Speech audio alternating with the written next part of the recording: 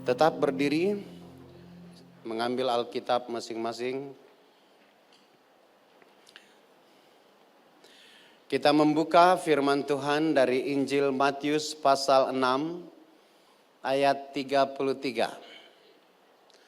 Satu ayat yang banyak di antara kita sudah menghafalnya sebelum kita lahir. Ya, belum lahir baru maksudnya. Ya. Injil Matius pasal 6 ayat 33. Kalau saudara yang sudah menghafalnya, saudara bisa menutup mata supaya saudara waktu mengucapkannya internalisasi dan penetrasinya terjadi lebih hebat dalam diri saudara. Oke, sudah dapat Injil Matius 6, 33, demikian firman Allah. 1, 2, 3.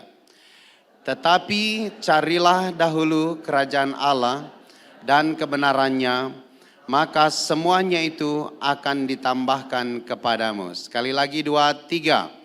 Tetapi carilah dahulu kerajaan Allah dan kebenarannya, maka semuanya itu akan ditambahkan kepadamu. Amin. Puji Tuhan. Silakan duduk kembali. Shalom. Sekali lagi shalom. Wah, rupanya makin banyak ya. Mungkin kalau kita buat kebaktian jam 9 lebih banyak lagi, Bu. Lalu kita buat jam 1 malam tambah banyak. Ya. Nama saya Pendeta Ray, singkatan dari Rehabiam Bilung. Saya orang Dayak. Pernah lihat orang Dayak? Ini orang Dayak ini. Orang Dayak makan orang kata orang. Tapi ini Dayak yang sudah lahir baru. Sangat lembut hatinya. Ya. Istri saya, Ibu Rini Waskitawati, orang Jawa. Saya akhir-akhir ini makin banyak kali tidak bahagia bersama dia. Apalagi waktu saya tiba di sini, Pak, Ibu. Tanggal 23 kemarin kami tiba, lalu kami di Hotel Sultan Raja, lalu kami pindah ke satu hotel kecil lagi yang punya sahabat. Lalu pemilik hotel itu bertanya kepada petugas resepsionis yang ada di hotel, apakah Pak Pendeta sudah masuk? Dia bilang, saya tidak tahu, pendeta yang bagaimana, ciri-cirinya seperti ini. Oh ya, ada satu pendeta masuk, badannya besar, lalu agak tua. Bersama istri, saya tidak tahu. Ada perempuan di situ, tapi dia masih muda sekali. Apakah itu istrinya atau wanita lain? Lalu saya kenal istilahnya hari ini, apa tadi? Hugel. Mungkin wanita hugelnya gitu. Lalu saya cari tahu bapak yang memiliki tempat bilang, oh itu istrinya, ya. Karena rupa kami dua ini rupanya jauh sekali ya perbedaannya. Satu kali kesempatan saya naik bis bersama seorang teman, lalu teman itu bertanya kepada saya, kami dua sudah ngobrol kurang lebih 2 jam, 1 jam lebih lah ya, 1 jam. Lalu dia tanya sama saya, Bapak kesini bersama siapa? Saya tarik nafas untuk menjawab, dia langsung jawab, bersama anak ya. Dia bilang. Ibu Rini coba berdiri. Ini istri saya. Jadi memang orang pikir kami dua ini, saya umur selisih kami dua 45 tahun. Padahal selisih usia kami dua cuman 5 tahun.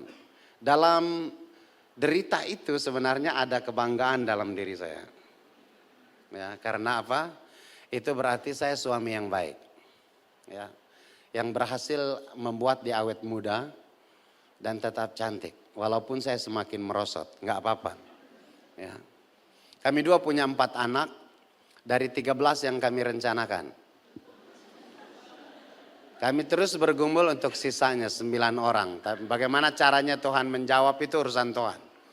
Tapi kami hanya menaruh harap kepada Tuhan. Ya, doakan kami supaya 9 anak segera menyusul. Mungkin 2 kali lahir saja cukup.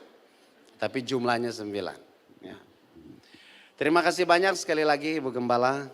Bapak saya baru berjumpa tadi. Untuk kesempatan pada malam hari ini.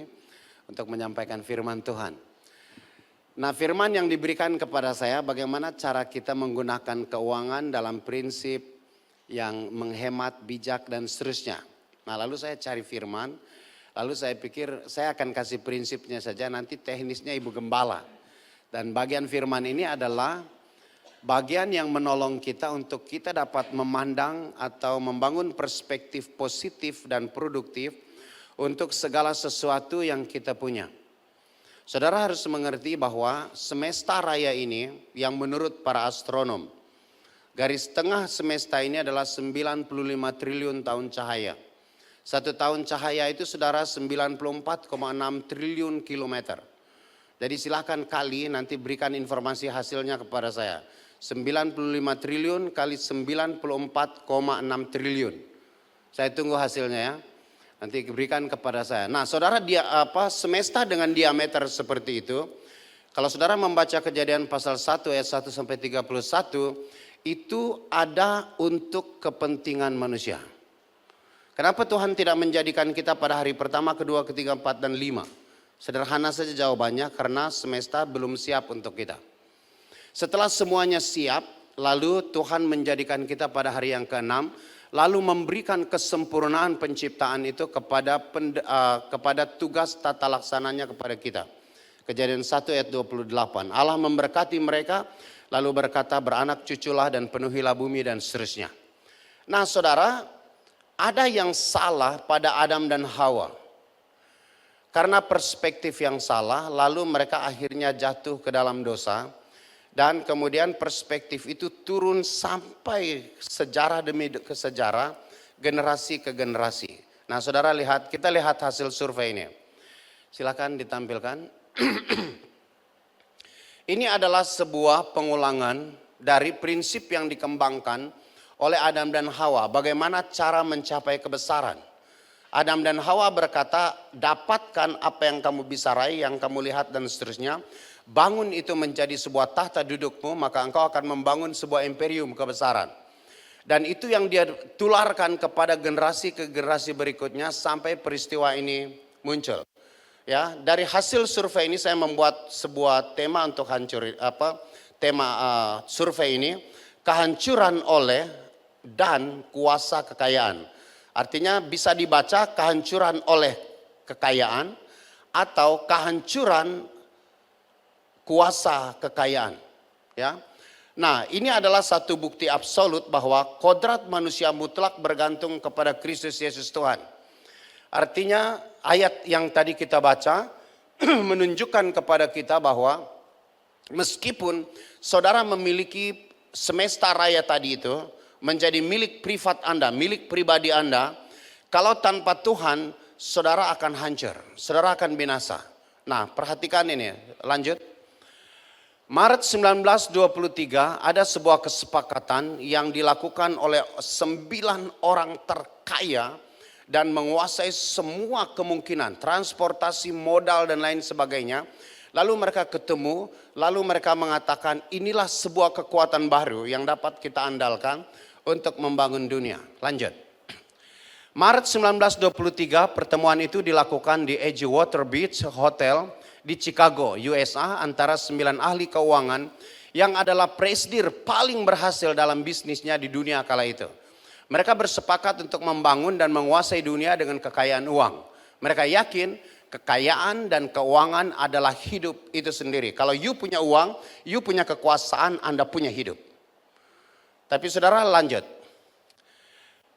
Ke-9 presiden itu adalah pertama Charles Schwab. Dia adalah pemilik perusahaan baja, Samuel Insull, Howard Hudson, kemudian Arthur Crichton dan Richard Whitney dengan keunggulannya di sebelah. Kemudian Albert Fahl, Menko Keuangan USA, Jesse Livermore, pemilik Wall Street, dan kemudian Lion Fraser dan seterusnya.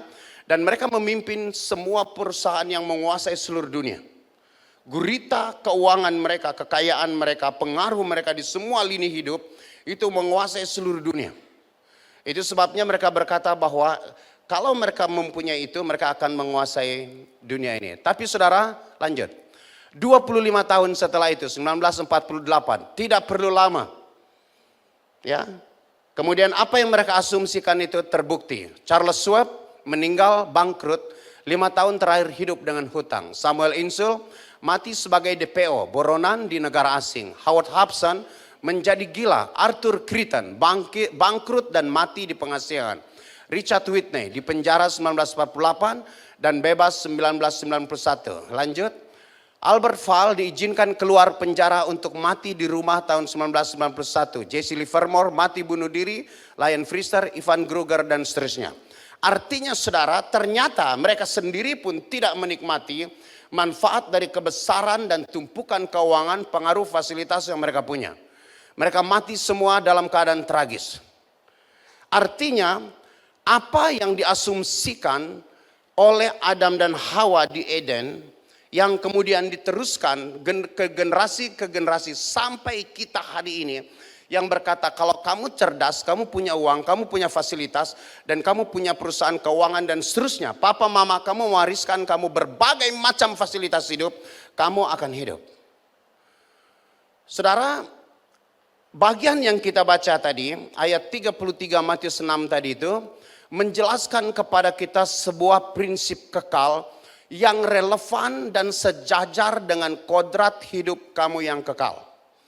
Alkitab berkata ada 3 hal yang kekal. Yang pertama Allah, karena dia memang bereksistensi kekal. Kedua adalah firman, karena dia memang keluar dari pribadi yang kekal dan bernatur kekal. Dan yang ketiga adalah manusia. Kenapa manusia kekal? Kekekalan kita memang berbeda dengan Allah. Kalau Allah itu kekal dari kekal ke kekal, kalau kita kekal sejak eksis. Setiap orang yang eksis sejak di pembuahan, dia tidak akan lenyap, dia akan ada seterusnya. Nah saudara, persoalannya adalah kekekalan itu ada 2. Ada sorga, ada neraka. Sorga itu hanya menjadi tempat keabadian bagi seseorang yang percaya Yesus. Di luar Yesus tidak ada kekekalan sorga. Dan kekekalan yang kedua adalah neraka. Dan Alkitab berkata kepada kita, kita harus membangun hidup kita yang sudah diletakkan di atas dasar Kristus. 1 Korintus 3 ayat yang ke-11, secara relevan dengan nilai-nilai Kristus. Mengapa? Karena setiap perbuatan kita, setiap apapun pilihan kita dalam dunia ini berkonsekuensi abadi. Apakah itu baik ataupun buruk? Alkitab berkata dalam 1 Korintus pasal 3 ayat yang ke-10, Paulus mengumpamakan hidupnya sebagai seorang ahli bangunan yang memberitakan Injil kepada orang Korintus. Lalu orang Korintus yang percaya itu digambarkan sebagai bangunan yang diletakkan di atas dasar yang tidak dapat diganti. Apa dasar yang tidak dapat diganti itu? 1 Korintus 3 ayat 11 berkata Yesus Kristus. Jadi saudara, setiap saudara yang percaya Kristus, saudara berada di atas dasar Kristus. Saudara sedang dibangun di atas dasar Kristus. Tetapi saudara, berdirinya saudara di dalam Kristus, Wahyu 3 ayat yang ke-20, tidak otomatis bahwa kemudian kita memilih kuasa dan karakter Kristus, nilai-nilai dan paradigma Kristus menjadi kehidupan kita. Oleh karena apa? Waktu kita percaya Yesus, memang ada union with Christ. Ada kesatuan dengan Kristus, di mana Kristus di dalam aku di dalam kamu. Tetapi saudara, kesatuan itu mempertahankan keberadaan kita secara utuh. Saudara yang adalah pribadi dengan intelektualitas, rasa dan kehendak itu ada dalam keutuhannya, bahkan dalam kemerdekaannya. Itu sebabnya saudara, 1 Korintus 3 ayat 12 berkata, apakah kamu membangun hidupmu dengan emas, perak, batu permata? Barang-barang yang dipakai untuk menggambarkan atau menganalogikan perbuatan Kristen yang baik dan benar, atau kita membangun kehidupan kita dengan kayu, rumput kering dan jerami. Barang-barang yang menggambarkan perbuatan salah, berdosa dan sia-sianya seorang Kristen. Silakan kata Tuhan. Dan itulah kehidupan kita hari ini. Siapa yang sudah sejak percaya Yesus, lalu dia tidak dapat berdosa. Lalu dia tidak dapat membuat pilihan yang salah. Setiap hari kita bisa membuat kesalahan yang sia-sia. Dengar baik-baik. Apa yang kita buat sebagai salah, apa yang kita buat sebagai tidak benar, yang berlawanan dengan kodrat kita sebagai orang benar Allah, itu berkonsekuensi di keabadian. Ayat 13, 1 Korintus 3 berkata, sebab api Tuhan akan mengujinya. Ayat 14 berkata, jika pekerjaannya tahan uji, ia akan menerima upah. Apa yang tahan uji? Tentu perbuatan-perbuatan baik dan perbuatan-perbuatan benar yang digambarkan oleh emas, perak, batu permata. Tetapi bagaimana dengan perbuatan kita yang digambarkan dengan kayu, rumput kering, dan jerami? Bagaimana kalau dia diuji dengan api? Ayat 15 berkata, jika pekerjaannya terbakar, ia akan menderita rugi. Titik? Tidak. Ada frasa yang sangat kuat yang menjelaskan nasib dan posisi kita, orang percaya Yesus yang adalah anak Allah, yang di dalam dirinya ada Roh Kudus yang memeteraikan dia sebagai bukti kekal dan legal Allah atas hidupnya. Dikatakan di situ, ia akan menderita rugi, tetapi ia sendiri tetap diselamatkan. Amin. Halo? Amin. Saudara, kalau saudara sudah percaya Yesus, maka tidak ada lagi kemungkinan saudara masuk ke neraka. Karena saudara ada dalam providensia Allah Tritunggal dengan pusatnya kehadiran Roh Kudus yang memeteraikan hidup Anda. Dia berada di hatimu selamanya. Apakah engkau baik atau engkau benar atau berdosa dan seterusnya, dia ada di hatimu. 1 Efesus pasal 3 ayat yang ke-20. Hanya saja dia berduka. Jadi saudara, dia ada di hati kita dan menjaga kita. Tetapi saudara dikatakan di situ, ya tetap diselamatkan, tetapi seperti dari dalam api. Nah, bagaimana caranya supaya kehidupan kita ini mencapai ekspektasi penebusan Kristus? Bagaimana supaya sebagai seorang muda engkau dapat mencapai kerinduan Kristus bagi saudara? Yesus berkata, tujuan dia datang ke dalam dunia ini untuk menebus kita. Markus 10:45. Untuk apa? Yohanes 10 ayat 10b berkata, supaya kamu memperoleh hidup dan memperoleh hidup itu dalam segala kelimpahan. Nah, persoalannya adalah bagaimana kita sebagai seorang percaya, apalagi sebagai seorang anak muda, bagaimana kita merealisasi apa yang sudah dikerjakan Kristus dengan pekik kemenangan, sudah selesai itu menjadi warna hidup kita. Bagaimana supaya kita menjadi seorang muda yang berhasil? Seorang muda yang punya kapasitas sekali dayung 2-3 pulau terlampaui. Alkitab berkata, tetapi cari dulu kerajaan Allah dan kebenarannya, maka semuanya akan ditambahkan kepadamu. Saudara, ayat ini mengajarkan kita beberapa prinsip. Prinsip pertama, saudara perhatikan kata pertama dalam ayat ini, tetapi. Kata tetapi ini saudara adalah sebuah kata kata struktur yang bertugas untuk memperlawankan hal yang ditulis oleh penulis. Dalam konteks ini Matius sedang menulis dan memperbandingkan dua hal. Hal pertama itu mulai dari ayat 25 sampai 32 itu apa yang kita dapat singkat sebagai sandang, pangan, papan. Dan seluruh bentuknya pada tingkat kemewahan hari ini. Teknologi, kecerdasan, optimalitas, profesionalitas hidup, dan seterusnya. Termasuk dengan jaminan-jaminan yang kita dapatkan dari orang-orang di sekitar kita. Ayah, ibu, saudara, sahabat kita, dan lain sebagainya. Kolega-kolega di dalam relasi-relasi pekerjaan kita. Itu di satu sisi. Ada orang yang mencari kesuksesan dengan mencari uang. Karena dia berpikir bahwa dengan uang dia bisa buat segala sesuatu. Ada orang yang berpikir bahwa dengan kekayaan dan relasi koneksi dia akan dapat berbuat sesuatu. Lalu Tuhan bilang begini, tetapi orang yang berhasil itu bukan yang seperti itu, maksud Alkitab. Yang dia lakukan adalah memfokuskan dirinya pada pencarian akan Tuhan.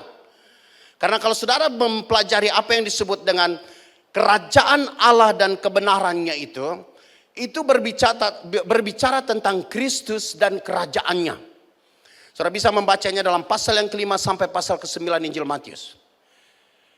Nah, artinya saudara, Alkitab berkata bahwa untuk dapat membangun diri dalam kapasitas ganda untuk berhasil, bukan memfokuskan diri kepada pemilikan uang dan seterusnya.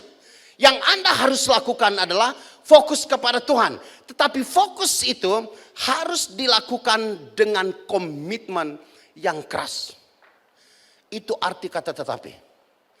Merealisasikan kerinduan Kristus untuk kita hidup dan hidup di dalam kelimpahan itu, saudara harus mempunyai sikap kekristenan yang kokoh. Jangan bergeser. Saudara harus yakin, dan karena itu saudara harus berjuang setiap hari, Kristus menjadi fokus hidup saudara. Itu yang pertama. Yang kedua, cari dengan komitmen keras, lalu dicari dengan prioritas yang benar. Saudara perhatikan, tetapi carilah dulu.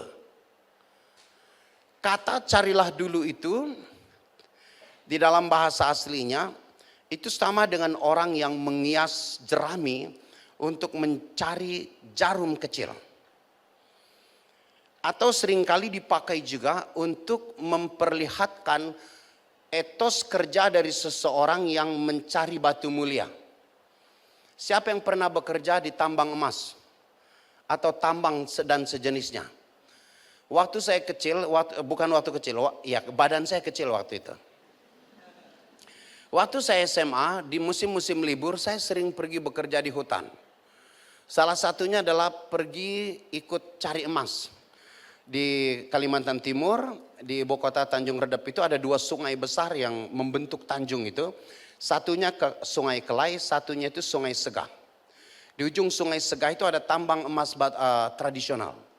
Saya perhatikan orang di situ saudara, mereka mengorek-ngorek koral di sepanjang sungai itu, lalu mereka mengayaknya. Satu hari itu paling dapat beberapa butir emas. Kalau susunan atau kepadatan pasir itu terlalu padat, mereka memasang ketinting lalu memasukkan has ketinting itu ke dalam itu untuk membongkar tanah itu. Sampai ada lorong-lorong masuk di tepi-tepi sungai itu cukup dalam. Tidak jarang ada orang yang terkurung lalu mati di dalam lorong itu. Artinya saudara, mencari di situ itu bekerja dengan keras. Mencari Tuhan itu mencari dengan sungguh-sungguh. Karena apa saudara? Mencari Tuhan di dalam kehidupan kita itu hanya enak disebut dan indah didengar. Tapi faktanya tidak seperti itu. Banyak sekali tantangan yang kita hadapi di dalam kehidupan rohani kita. Ada banyak tantangan yang kita hadapi dalam usaha-usaha kita. Waktu saudara kuliah, apalagi zaman sekarang ini. Bentuk tantangan yang saudara hadapi dalam perkuliahan saudara adalah kemudahan.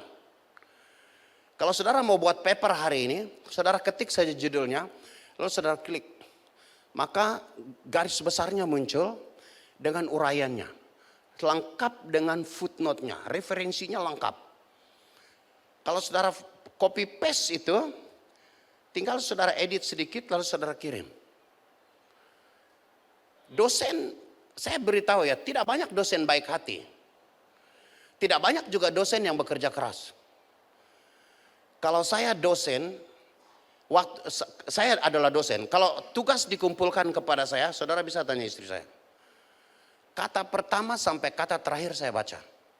Saya meneliti. Salah satu penelitian saya terhadap tulisan adalah apakah tulisan ini refleksi diri orang yang menulis. Karena saya mengenal berapapun jumlah mahasiswa saya. Jadi saya tahu bahwa ini dia yang tulis, dia dapat dari mana atau orang lain yang menulis saya tahu. Tapi tidak semua dosen begitu. Saya berpasangan dengan seorang teman yang jauh lebih senior dari saya. Kami dua sama-sama membimbing tesis. Lalu dia pembimbing satu, saya pembimbing kedua untuk mahasiswa itu. Mahasiswa itu berkata kepada saya, Pak, Bapak silakan baca, saya sudah dapat ACC dari pembimbing satu. Lalu saya baca, saya heran gitu. Karena dari halaman 1 sampai seterusnya itu ACC semua. Lalu saya menguji mahasiswa itu, menurut Anda statement ini benar? Dia bilang salah. Tapi kenapa kamu tulis dan kenapa dosen itu membenarkannya? Wah, saya nggak tahu katanya. Saya coba baca lagi. Ini menurut kamu benar? Benar. Tidak benar dia bilang. Tapi kenapa dosen kamu berkata bahwa ini benar dan dia ACC? Wah, saya nggak tahu katanya. Dan saudara, dari semua tulisan yang dia baca berlembar-lembar itu, saya bisa kasih skor kebenarannya di bawah 10%. Tapi itu ACC dari dosen senior yang lebih senior dari saya. Artinya, di dalam mengerjakan hidupmu hari ini, tantangannya mungkin bukan kesulitan, tetapi justru kemudahan itu. Baik kemudahan yang disiapkan oleh fasilitas dan seterusnya. Tetapi saudara, bisa enggak saudara mengerjakan itu dengan kualifikasi bekerja sungguh-sungguh dengan fokus pencapaian? Artinya saudara bisa enggak mengerjakan itu dengan integritas? Kalau saudara bisa memanipulasi atau mengerjakan sedemikian rupa angka laporan saudara, lalu bos saudara atau teman kerja saudara tidak dapat membacanya sebagai sebuah manipulasi, saudara lanjutkan atau tidak? Untuk saudara memperoleh keuntungan. Kalau saudara bisa melakukannya sehingga orang tidak bisa membaca manipulasi Anda, tetapi Anda tidak melakukannya, itu integritas namanya. Itu yang disebut dengan bekerja keras dengan prioritas. Jadi saudara, seringkali kita tidak mencapai kerinduan Tuhan dalam hidup kita, hidup di dalam kelimpahan, karena kita tidak mengerjakan bagian kita masing-masing. 1990 saya ke Jogja. Papa saya kasih uang saya hanya 300.000. Karena saya harus mengejar batas pendaftaran ulang. Karena saya diterima di Gajah Mada lewat jalur bibit unggul daerah. Lalu saya mengejar itu. Uang yang saya punya 300.000 itu saudara, itu dipotong 160.000. Sisa 140.000. Lalu saya tunggu di ruang tunggu penerbangan Tarakan, tiba-tiba ada pengumuman. Semua penerbangan reguler untuk 1 pekan ke depan itu di-cancel. Karena akan berangkat tim jemaah haji Kalimantan Timur untuk wilayah Kalimantan Utara. Jadi 1 minggu pesawat waktu itu saudara bukan sebanyak pesawat hari ini dan sebesar pesawat hari ini. Pesawat waktu itu hanya Merpati Airlines dan Borak Airlines. Itu kapasitasnya hanya 28 tempat duduk. Menerbangkan ratusan orang. Jadi saudara saya terkurung di Tarakan itu kurang lebih 31 hari. Lalu kemudian saya naik pesawat setelah 1 bulan itu. Sampai saya di Jogja, singkat cerita itu saudara, uang saya sisa 70.000. Saya sudah terlambat daftar ulang. Lalu saya disarankan untuk mendaftar di sekolah swasta. Saya daftar di 2 universitas. Universitas Atmajaya Yogyakarta dan Universitas Islam Indonesia. Karena saya dulu SMA-nya SMA Muhammadiyah. Jadi saya punya kartu as masuk di situ. Lulus dua-duanya saudara. 1 form pendaftaran waktu itu 35.000. Uang saya tadi sisa 70.000. Itu habis sudah duit saya. Saya lulus dua-duanya tapi tidak daftar ulang. Tidak bisa daftar ulang karena tidak ada uang. Lalu akhirnya saya tunggu bulan Juli, Agustus, September. Saya mau pulang tidak bisa pulang karena tidak ada uang. Saya lanjut kuliah tidak bisa juga, rumah tidak punya. Lalu ada seorang teman berkata kepada saya, mau coba lagi enggak? Saya beri kamu formulir, kamu tes ini di perguruan tinggi. Ini satu-satunya yang buka sampai sekarang. Lalu saya bilang oke, saya daftar. Saya daftar di Fakultas Hukum Universitas Jana Badra. Dan saya diterima. Tapi saudara, oleh kebijakan kampus, 1 semester kemudian saya baru bisa bayar. Itu karena saya mengutang kepada seorang teman.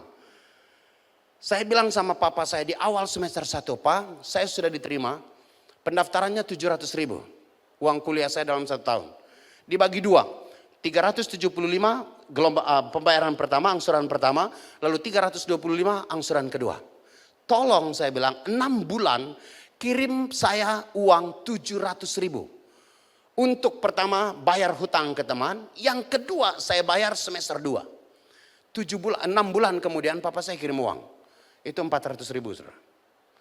400.000 dikirim itu saya seorang yang taat Tuhan sejak kecil. Saya kasih perpuluhan. Sisa 360. 360 bayar teman masih kurang 15.000. Tapi bisa kuliah. Lalu saya pertimbangkan, bayar hutang dengan masih kurang 15.000 atau saya kuliah tapi ngutang. Saya ketemu dengan teman saya, namanya Jos Pramunugroho. Saya bilang, ini uang kamu, sorry masih kurang 15.000. Lalu dia bilang, kamu sudah daftar semester 2? Belum. Lalu saya cuti aja. Lalu dia kembalikan uang itu, udah kamu daftar semester 2, nanti kalau kamu punya uang, nanti kamu kembalikan. Saudara, semester 3, semester 4, semester 5, semester 6, sebegitu. Saya kembalikan, dia kembalikan. Saya kembalikan, dia kembalikan. Untuk saya kuliah, untuk saya kuliah. 3 tahun saya kuliah, saya tidak punya kos. Saya bilang kepada teman saya satu, saya boleh numpang di kos kamu 1 minggu enggak? Oh boleh. Kamu boleh enggak? Boleh. Ada satu teman saya jauh dari kota. Itu kurang lebih 30 kilo lebih. Di Gunung Kidul sana. Saya tinggal sama dia 1 tahun. Ada teman yang membawa saya numpang. Jadi semua teman di fakultas hukum itu saudara saya kenal semua. Karena numpang. Berat badanku dulu hanya 38 kilo. Sekarang sudah lain. Karena apa saudara, Senin, Selasa, Rabu pasti nggak makan. 101% nggak makan. Hari Kamis mungkin tidak makan, 99% kalau yang itu. Tapi kalau Jumat, Sabtu, Minggu saya bisa makan, mungkin. Ya skornya 99 lah, karena saya punya pelayanan. Jadi kalau saya pelayanan lalu ibu yang tempat kami kebaktian atau persekutuan, dia kasih kami makan. Wah saya sudah segar tuh. 1 hari saudara, saya 11 hari sudah tidak makan. Itu ujian akhir, saya kuliah hanya 3 tahun. Dari waktu saya ujian akhir itu 11 hari saya sudah tidak makan, itu hari terakhir saya kuliah, lalu saya balik. Lalu teman saya pergi kunjungi saya, dia lihat saya dan dia berkata kepada saya, kamu kenapa? Antara hidup dan mati. Sepertinya kamu belum makan. Memang saya belum makan. Ayo kita makan, dia bilang. Nah orang Dayak ini saudara, kalau kelaparan bahaya. Dia tidak kunyah makanannya. Lalu dia telan-telan saja, lalu seingat saya itu telanan ketiga pingsan. Lalu saya dilarikan ke rumah sakit. Lalu dokter bilang, ini tidak bisa dipegang ini, kasih obat sini keracunan di sebelah. Kasih obat yang ini keracunan, komplikasi saudara. Dipulangkan tunggu mati. Lalu teman saya kasih saya uang, tebal. Lalu saya tarik, antri obat. Saya diantar oleh pacar saya waktu itu. Ini pacar saya. Jadi saudara bisa konfirmasi cerita saya ini sama pacar saya ini. Mantan pacar saya. Dia sekarang istri saya. Lalu kami 2 antri. Rehabian Belong. Lalu saya pergi ambil. Berapa? 1 juta. Wah saya yakin uang ini 1 juta. Lalu saya ambil. Saya hitung di bawah. 17.000 aja. Lalu saya bilang sama penjual obatnya, di bagian obat farmasi di rumah sakit itu, sorry ya, saya lupa bawa uang. Saya pulang ambil uang dulu, lalu saya pulang. Padahal bukan lupa, memang tidak punya uang, itu aja uang saya. Jadi saya pulang, akhirnya saya masuk di kos teman saya dan saya suruh dia pulang, lalu saya tunggu mati. Saya serius, saya bilang Tuhan, oleh pernyataan Tuhan, saya melangkah meninggalkan pangkuan ayah saya menuju di sini. Dan Tuhan bilang, langkah pertama Mona ada dalam kehendakku. Maka langkah kedua, ketiga pun demikian. Lalu saya bilang, tapi kenyataannya aku hari ini begini. Tidak apa-apa, aku mati tidak apa-apa saya bilang. Itu doa saya di kamar teman itu. Saya bilang, aku mati tidak apa-apa. Saya bangga karena saya mati di ujung juang. Tapi apa kata orang dengan Tuhan? Anaknya mati loh, kelaparan. Lalu saya tertidur. Saya tertidur itu mulai dari pukul 9 pagi sampai pukul 4 sore. Itu rekor terpanjang tidur saya sampai hari ini. Ya. Lalu saya bangun, saya sehat. Saya tidak periksa ke dokter, tapi saya rasa bahwa saya sehat sejak itu sampai hari ini. Sehat sempurna sampai hidup. Saya akan meninggal nanti memang, tapi tanggal 31 Mei 2060. Nanti masih lama, ya. Itu ulang tahun saya ke-90 nanti. Pas saya ulang tahun saya mati. Dan singkat cerita saudara, saya wisuda. Dari 817 wisudawan Fakultas Hukum, saya dipanggil sebagai wisudawan terbaik fakultas. Lalu saya dibandingkan dengan 4 fakultas yang lain, saya tetap terbaik. Saya menerima penghargaan dari rektor. Wih, saya senang sekali. Saudara, indeks prestasi saya saudara summa cum laude. Jadi saudara pikir, wih orangnya itu miskin tapi jenius ya. Pintar. Saudara keliru. Saudara bisa tanya istri saya. Dari sejak saya kuliah S1, S2, S3, saya selalu selesai dengan yang terbaik. Tapi saudara, kerja keras dan komitmen adalah warna hidup saya. Hari ini kalau saya bisa tidur 4 jam satu hari, itu mujizat. Saya bekerja, saya tidak punya buku, saya tidak punya laptop, saya tidak punya komputer waktu itu. Semua tugas bahkan skripsi saya tulis tangan. Saya terkenal di kampus di kalangan dosen karena satu-satunya mahasiswa yang menulis paper, makalah, bahkan skripsinya dengan tulis tangan. Karena kemiskinan. Tapi saudara, saya tidak pernah menyerah. Saya mengerjakannya dengan sangat bekerja keras. Saudara, waktu itu saudara cari saya gampang sekali. Pertama itu di ruang kelas. Kalau tidak ada di ruang kelas, pasti di perpustakaan. Kalau tidak di perpustakaan, pasti di ruang seminar. 3 tahun saya kuliah, saya punya 613 sertifikat seminar. Itu di luar seminar tanpa sertifikat. Dan untuk pelayanan, saya ketua pemuda. Bahkan setelah itu saya wakil ketua majelis gereja. Saya anggota tim riset kampus. Saya ketua senat Fakultas Hukum. Dan setahun kemudian saya menjadi ketua senat se-Yogyakarta. Saya anggota paduan suara. Saya anggota vokal grup gereja. Seabrak lagi pertemuan. Saudara dengar baik-baik. Saya tidak pernah tidak menerima kepercayaan pelayanan di gereja. Sebagai seorang worship leader, sebagai seorang singer, sebagai seorang operator, apa saja. Saya tidak pernah batalkan. Karena apa saudara? Kita kalau mau berhasil, komitmen, bekerja keras harus menjadi ciri.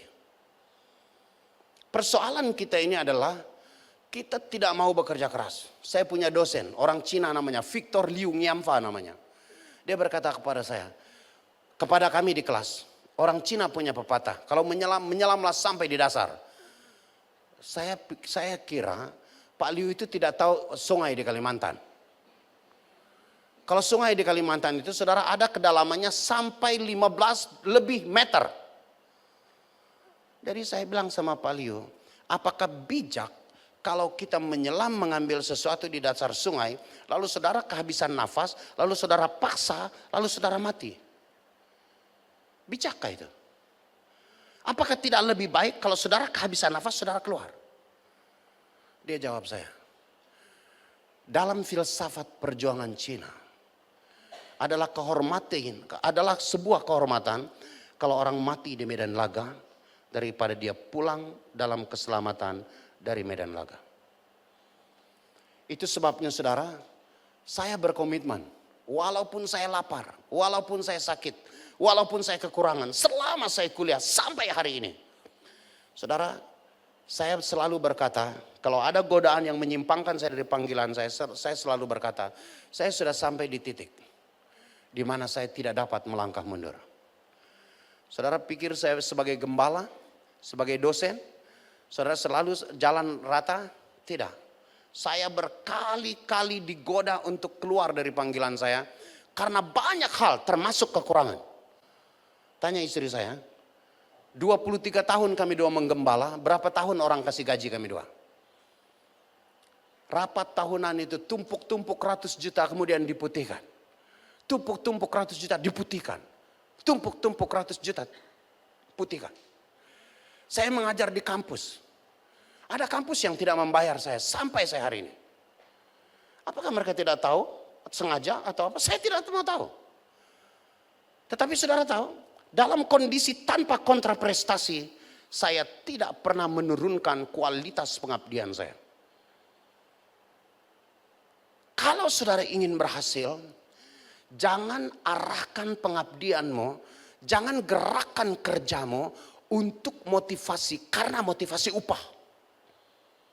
Yang saudara harus lakukan adalah lakukan segala sesuatu untuk mencapai tujuan tindakan itu. Kalau saudara belajar, bagi pelajar dan mahasiswa, saudara belajar untuk apa? Kalau hanya sekedar naik kelas dan lulus dapat ijazah, itu bukan tujuan pendidikan. Tujuan pendidikan adalah saudara mengetahui apa yang menjadi tujuan pendidikan. Pekerjaan kita apa saja. Jadi saudara kerja keras dan komitmen yang sungguh-sungguh dengan berpusatkan mencari Kristus sebagai inti pencarian kita, itu keberhasilan. Ada seorang anak, umur 3 tahun, dia ditinggal mati oleh papanya. Umur 5 tahun, mamanya kemudian meninggal. Dia tinggal dan dipelihara oleh kakeknya sampai umur 13 tahun. Lalu kakeknya meninggal. Karena tekanan hidup dan kesulitan hidup, dia baru bisa menyelesaikan SMA-nya, SMP-nya setelah 5 tahun dia sekolah SMP. SMA juga dia selesaikan 5 tahun. Tidak ada ayah, tidak ada pendukungan orang-orang yang mengasihi dia. Dan agak bodoh kayaknya. Lalu setelah itu saudara dia berpikir, dia kuliah, dia lamar di fakultas ini ditolak. Karena rekam jejak pendidikan sekolah menengahnya sangat buruk. Dia bekerja, tapi selalu gagal. Terakhir saudara dia menjual semua aset peninggalan ayahnya, lalu dia membuka bisnis. Lalu dia bangkrut. Bersama dengan aset ayahnya itu dia pinjam uang ke bank. Dan saudara 17 tahun dia bekerja paksa tanpa upah untuk membayar hutangnya kepada negara. Sampai dia berumur 56 tahun. Di usia itu pada 1861 dia mengajukan diri untuk menjadi presiden Amerika. Lawannya adalah seorang jenderal yang sangat terkenal. Bukan saja karena dia seorang jenderal, tapi dia disebut sebagai jenderal jenius Amerika. Jenderal Edwin Stanton. Dalam setiap kampanye dan debat itu, Jenderal Edwin Stanton selalu berkata kepada masyarakat Amerika, kita ini adalah bangsa yang cerdas, kita adalah orang-orang yang rasional. Kalau ciri rasionalitas adalah mengerjakan sesuatu, menggunakan segala sesuatu dengan benar. Jadi kalau kamu mau pergi ke Afrika, dia bilang, untuk melihat gorila, jangan buang duit kamu banyak-banyak ke sana. Karena kita orang Amerika punya the real gorila. Dia tunjuk lawannya itu. Selalu pembunuhan karakter selalu diberikan oleh Jenderal Edwin Stanton. Lalu pemilihan terjadi.